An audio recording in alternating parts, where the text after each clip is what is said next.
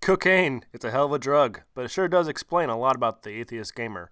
Welcome back, Cubs. Direwolf here. I want to start off by apologizing for taking so long to get a video out. I've had very little free time, and the internet here is terrible, as well as on my first video I attempted, my computer crapped out on me. I was able to procure a computer that will allow me to continue doing videos. It is a short-term solution, as well as I apologize for my sound quality. I'm using a blue SnowBall, which is a bit of a step down from my blue Yeti. However, that said, I'm pretty sure my Cubs don't watch me because of how often I post, or how good my sound quality is. You're here for compelling ideas and recent events, and I can still give that to you, even with poor sound quality. Today I want to talk to you about the Atheist Gamer. We got ourselves a badass here! Yes, that Atheist Gamer. But I'm not referring to his old video where he responded to a young feminist, which has already been responded to by many YouTubers including Bearing, which led to his eventual mental breakdown. The interesting thing about the Atheist Gamer drama, as well as the satirician drama, is that it showed what the feminists have been saying about skeptics online is not true.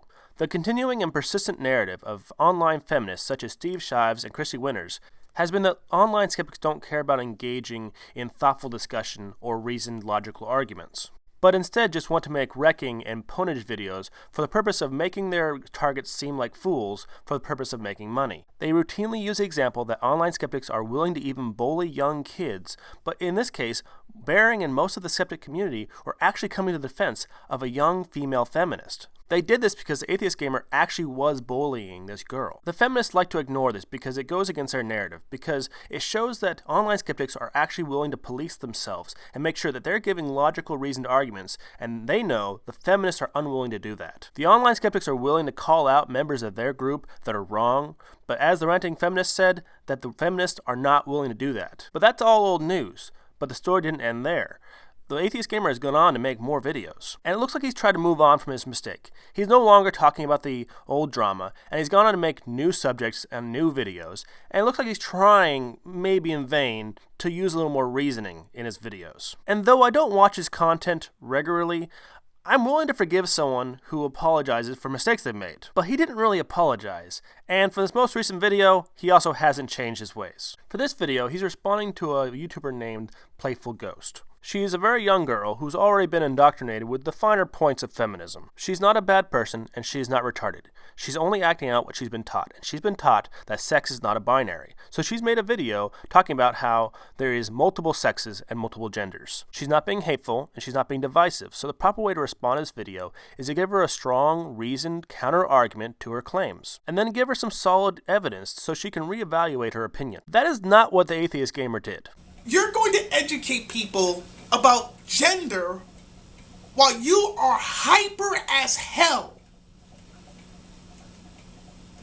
That right there has so many fucking flaws. Do you really want to make a video about gender while you're as hyper as a non-binary squirrel? Gamer, that is not an argument, and the two things don't correlate. That's what I don't like about the Atheist Gamer. He has all this outrage and passion, but no argument. If he only made these nonsense, unproductive comments, I wouldn't bother responding to him, but he got much worse from here. Yay!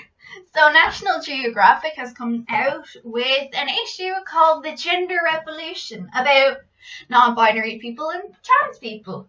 And it made me want to vomit out my fucking organs. Transgender children? Are you fucking insane? If children do not understand the concept of consent, then what makes you think that children have an understanding of the concept of gender?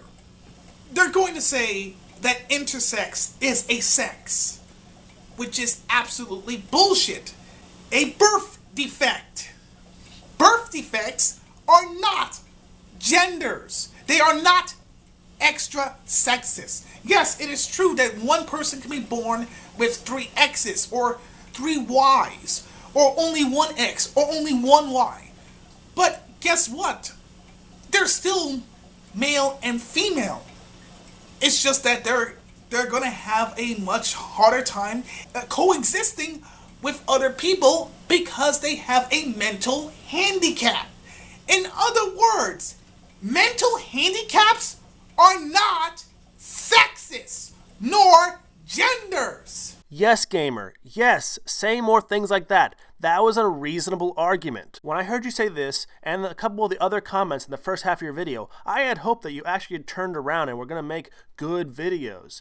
Even when I saw the link in your description of actual evidence backing up your claims, I thought you were going the right direction. But the second half of your video was a complete train wreck. You are a complete and utter moron. Birth defects don't count as sexist, you moron. How fucking stupid are you? Retard is also a label. Because you are completely retarded. Like a fusion of Mr. Roger and Ramona Flowers from Scott Pilgrim vs. the World. That is not a good combination. You look ridiculous. Alright? Look normal. Insulting this kid's intelligence and looks is not going to help her see your point of view, and doesn't add anything to your argument. But if you stop your video right now, you've made enough logical arguments that a lot of people will be willing to overlook those senseless insults. I know I might sound extreme when I say this, but can we put these people into concentration camps? I really can't coexist with the likes of this guy. I just can't.